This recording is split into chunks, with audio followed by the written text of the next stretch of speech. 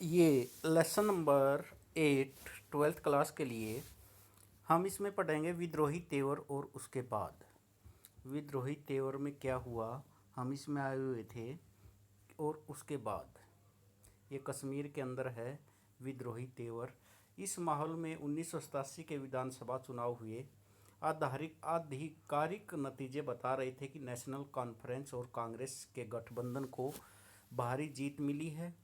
फारूक अब्दुल्ला मुख्यमंत्री बने। बहरहाल लोग बाग ये मान रहे थे कि चुनाव में धांधली हुई है और चुनाव परिणाम जनता की पसंद की नुमाइंदगी नहीं कर रहे। 1980 के दशक में से ही यहाँ के लोगों में प्रशासनिक अक्षमता को लेकर रोष पनप रहा था। 1980 के जो दशक में यहाँ के लोग जो प्रशासनिक एडमिनिस्ट्रेशन है उसकी अक्षमता को लेकर कि ये ठीक तरह से कार्य नहीं कर रहा है, उसको लेकर रोष पनप रहा था। लोगों के मन का गुस्सा यह सोचकर और भड़का कि केंद्र के इशारे पर लोकतांत्रिक प्रक्रिया के साथ हेराफेरी की जा रही है। इन सब बातों से कश्मीर में राजनीतिक संकट उठ खड़ा हुआ कि भाई लोकतांत्रिक प्रक्रिया के साथ क्या हो रहा है, हेराफेरी। इन सब बातों से कश्मीर में राजनीतिक संकट उठ खड़ा हुआ तो इस संकट ने राज्य में जारी उग्रवाद के बीच गंभीर रूप धारण कर लिया। अपने निर्वाचित नेता की बर्खास्तगी 1984 की इस दूसरी घटना के बाद अब कश्मीरियों का यकीन पुख्ता हो जाएगा कि भारत कभी भी उन्हें खुद प्रशासन नहीं करने देगा। फारूक अब्दुल्ला की सरकार को बर्खास्त करने के से पहले 1989 तक यह राज्य उग्रवादी आंदोलन की गिरफ्त में आ चुका था। इस आंदोलन में लोगों को अलग कश्मीर राष्ट्र के नाम पर लामबंद किया जा रहा था। उग्रवादियों को पाकिस्तान ने नैतिक, भौतिक और सैन्य सहायता दी कि पाकिस्तान चाहता था कि कश्मीर के अंदर लोग इतना आतंक फैला दे कि लोग वहाँ के डरे रहें और भारत से अपने आप को अलग कर लें। कई सालों तक इस राज्य में राष्ट्रपति शासन लागू रहा। राज्य पर सेना को नियंत्रण रखना पड़ा। 1990 के बाद के समय इस राज्य में लोगों को उग्रवादियों और सेना की हिंसा भुगतनी पड़ी। 1996 में एक बार फिर इस राज्य में विधानसभा के चुनाव हुए। फारूक अब्दुल्ला के नेतृत्व में नेशनल कॉन्फ्रेंस की सरकार बनी और उसने जम्मू कश्मीर के लिए अक्षेत्रीय स्वायत्तता की मांग की। फारूक अब्दुल्ला ने किसकी मांग की? अक्षेत्रीय स्वायत्तता की। जो जम्मू कश्मीर है इसको अलग देश बना दिया जाए, भारत से अलग कर दिया जाए। जम्मू कश्मीर में 2002 के चुनाव बड़े निष्पक्ष ढंग से हुए। नेशनल कॉन्फ्रेंस को बहुमत नहीं मिल पाया, जिसमें फारूक अब्दुल्ला जिस पार्टी के नेता थे। इस चुनाव में पीपुल्स डेमोक्रेटिक अलायंस पीडीपी और कांग्रेस की गठबंधन की सरकार सत्ता में आई। अलगाववाद और उसके बाद 1989 से जम्मू कश्मीर में अलगाववादी राजनीति ने सर उठाया था। इसने कई रूप लिए और इस राजनीति की कई धाराएं हैं।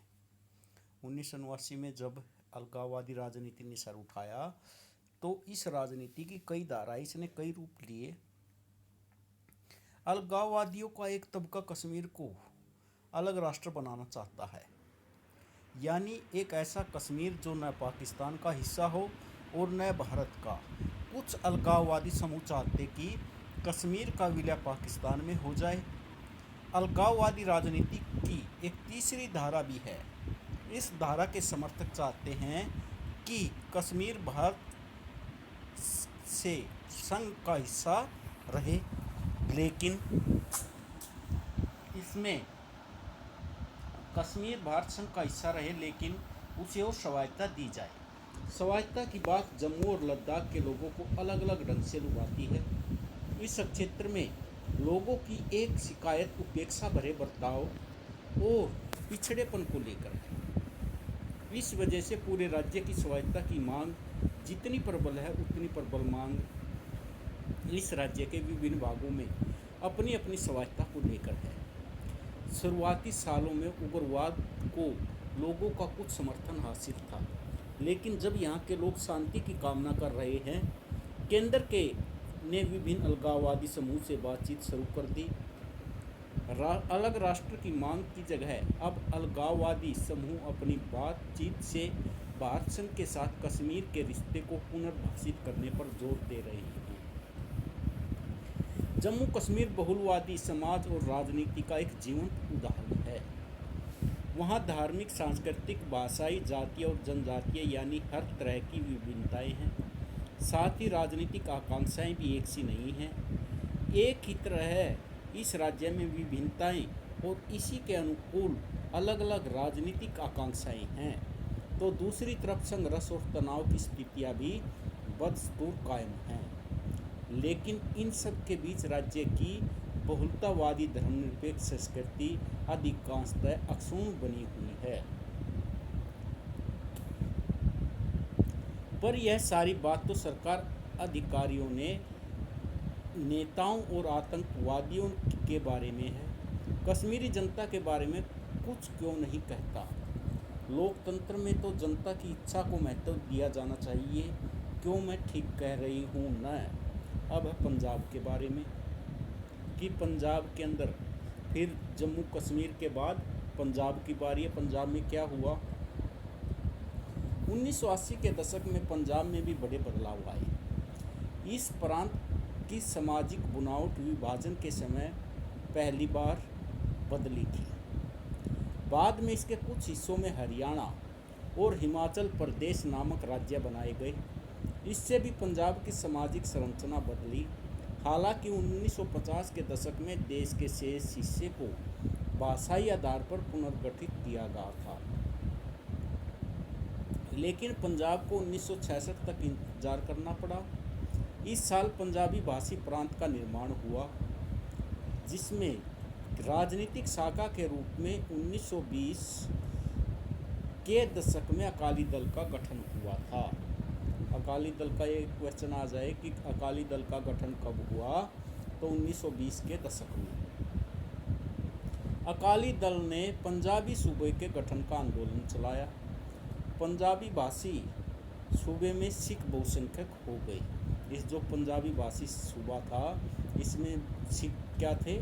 बहुसंख्या में। मास्टर तारा सिंह प्रमुख सिख धार्मिक एवं राजनीतिक नेता, शिरोमणि गुरुद्वारा प्रबंधक कमेटी SGPC के शुरुआती नेताओं में एक अकाली आंदोलन नेता, स्वतंत्रता आंदोलनों के समर्थक, लेकिन सिर्फ मुसलमानों के जो समझौते की कांग्रेस नीति के विरोधी, स्वतंत्रता के बाद अलग पंजाब राज्य के निर्माण के समर्थक थे। राजनीतिक संदर्भ: पंजाब सूबे के पुनर्गठन के बाद अकाली दल ने यहाँ 1967 और उसके बाद 1977 में सरकार बनाई। किसने सरकार बनाई? अकाली दल ने। कब बनाई? 1967 में और 1977 में। दोनों ही मौक़ों पर गठबंधन सरकार बनी। अकालियों के आगे यह बात स्पष्ट हो चुकी थी कि सूबे के नए सीमांकन के बावजूद उनकी राजनीतिक स्थिति डामाडोल है। पहली बात तो ये थी कि उनकी सरकार को केंद्र में ने कार्यकाल पूरा होने से पहले बर्खास्त कर दिया था। दूसरे, अकाली दल को पंजाब के हिंदुओं के बीच कुछ खास समर्थन हासिल नहीं था। तीसरी, सिख समुदाय भी धार्मिक समुदायों की तरह जाति वर्ग के धरातल पर बटा हुआ था। सिख समुदाय भी क्या था कि भाई ये धार्मिक आधार पर ये जाति और वर्ग के धरातल पर बटा हुआ था। कांग्रेस को दलितों के बीच, चाहे वे सिख हो हिंदू, अकालियों से कहीं ज़्यादा समर्थन प्राप्त था। इन्हीं परिस्थितियों ने के मद्देनज़र 1970 के दशक में अकालियों के एक तबके ने पंजाब के लिए स्वायत्ता की मांग की। 1973 में आनंदपुर साहिब में हुए एक सम्मेलन में इस आशय का प्रस्ताव पारित हुआ। आनंदपुर साहिब प्रस्ताव में कब हुआ था ये 1973 में साहिब में एक सम्मेलन में एक आशय का प्रस्ताव पारित हुआ जिसमें आनंदपुर शाही प्रस्ताव में अक्षेत्रीय स्वायत्तता की बात उठाई। जो आनंदपुर के अंदर किसकी बात उठाई? अक्षेत्रीय स्वायत्तता की, पंजाब को अलग कर दिया जाए।